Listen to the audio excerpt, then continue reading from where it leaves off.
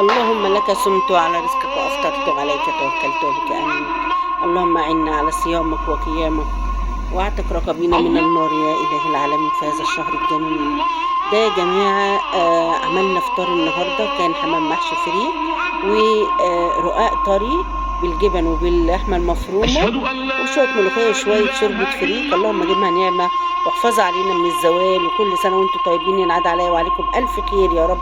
اللهم تقبل منا كل الأعمال الصالحة إن شاء الله. تعالوا هنا، أول حاجة هنبتدي بيها هنعمل الفريك ننقعه. كل حمامية هتاخد كبشة فريك بكيلو ايدك كده، فات حبة صغيرين رحت حطاهم. أنا عاملة 3 حمامات بس يا جماعة. طيب بعد كده هغسله كويس جدا واروح حاطه ميه سخنه ونقعاه في الميه السخنه واركنه على جنب بقى كده اهوت. مش اقل من مثلا ساعه او ساعه ونص يتنقع الفريك بتاعنا علشان نعمله ونحشي بيه الحمام. طيب الحمام بتاعنا بقى انا جبته اهوت، معايا 3 فرد حمام كده اهوت على قد انا وولادي.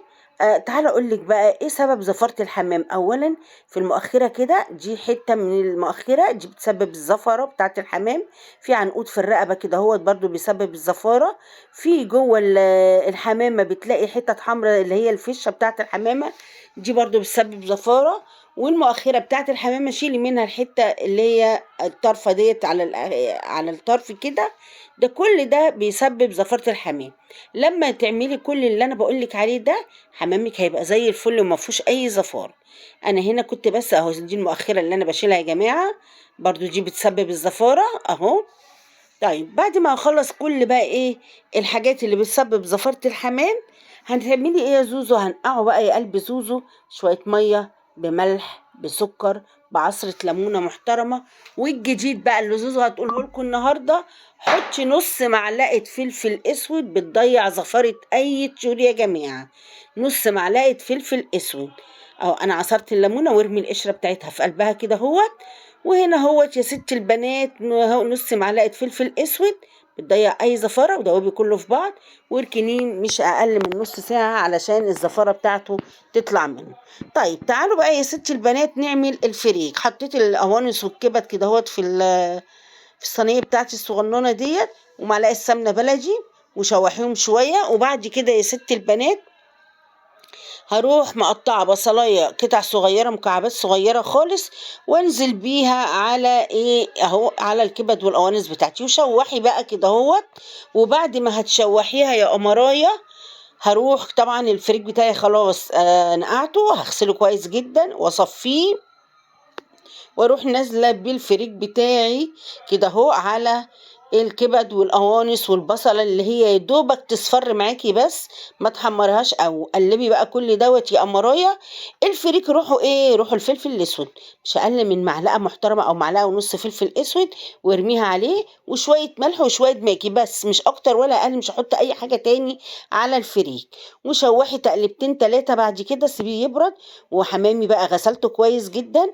وتعالي بقى هنحشي الزور من فوق الاول كده اهوت اهو. سر بقى ان الحمام ما يفرقعش منك، ما تملهوش قوي وما تكبسوش اهو. انا في خطوه يا جماعه يعني انا بعملها في اي طيور، بس ما اعرفش والله عقلي راح فين في الوقت دوت. بحب ادعك كل طيور ببصلايه وملح وفلفل، والله نسيت خالص، بس والله كان زي السكر وعسل. وهنا بقى حشيت اول واحده وادي تاني واحده يا جماعه، وبرده بملى الزور كده اهو اهو. انت عايزه بقى تعملي خطوه البصل دي اعمليها، بتخلي بصي الطيور في مكان تاني بصراحه لما بتعمليها. وهنا حشيت الزور وبحشي بقى من تحت كده اهو. واروح جايبه الرجل دي في قلب الرجل دي عكس اعكاس كده، وكملي الزور واروح مقفلها بالخله اهو. وكتفي الجناحات بتاعتها. وبعد كده اهو عشان ما يطقش منك بخله ونغذيه كده اهوت يا ست البنات، ما يطقش منك خالص ولا يفرقع في قلب الميه بتاعته اهو. بعد كده هغلي حله ميه بقى على النار، هي كانت بتغلي بصراحه وانا بحشي. واروح نازله بالحمام بتاعي اهو. حمام بالظبط ما بيكملش نص ساعه يا ست البنات، لانه بيبقى صغير و بيستوي بسرعة. وهنا حطيت بصلاية ورق راولي وحبهان وشوية فلفل اسود وشوية ماجي، واروح مقلبة واروح مغطية الحل عليه واسيبه بقى يستوي يا قمراية كده اهو مع نفسه. ما فيش نص ساعة وبيستوي.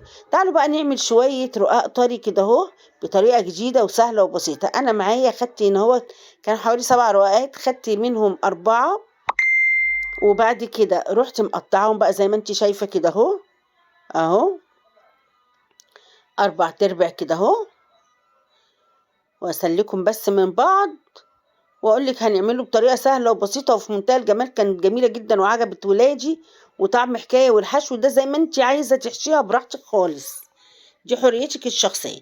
انا هنا عملت حشوتين، حشوه بالجبن والفلفل والزيتون، وحشوه باللحمه المفرومه والجبنه الموتزاريلا برضو. اهو بصوا بعمل ازاي، بفرد ال الواحدة كده اهو واحط في النص واقفلي من الناحية دي، من الناحية دي الجبنة بقى. ده حطيت جبنة بيضة وبعد كده الحشو واروح عاملاها كده اهو. بصوا سهلة وبسيطة وما بتاخدش أي وقت. اهو الجبنة اهي، وحطي الحشو ولفي من الناحية دي من الناحية دي وابرمي بقى كده اهو، اهو. وهنا بقى بصي أنا عملت حبة من الجبن وحبة باللحمة المفرومة، الاتنين كانوا أطعم من بعض بصراحة. أنا قلت للولاد اللي عايز ده ياكل واللي عايز ده ياكل، بس أنا عن نفسي بستخف الجبن. اهو هنا بص طلعت كمية رائعة في منتهى الجمال. طبعا بقى هروح محضرة الطاسة بتاعتي وحاطة في شوية زيت وحبة سمنة، واروح قلياهم بقى كده اهو.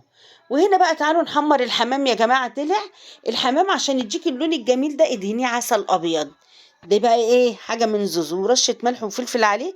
وده كان فطارنا النهاردة، وبألف هنا وشفا على اللي جاي، على اللي كان، وألف هنا وشفا على اللي هيعمل على طريق زوزو وياكل. واللهم ديمها نعمة واحفظها علينا من الزوال. واللهم تقبل صيامنا وقيامنا وصالح أعمالنا. وكل سنة وانتم طيبين، ينعاد عليا وعليكم بألف خير يا رب.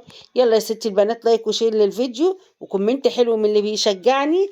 ربنا يعيده عليا وعليكم وعلى أمة محمد بالخير واليمن والبركات، واترككم في رعاية الله وأمانه.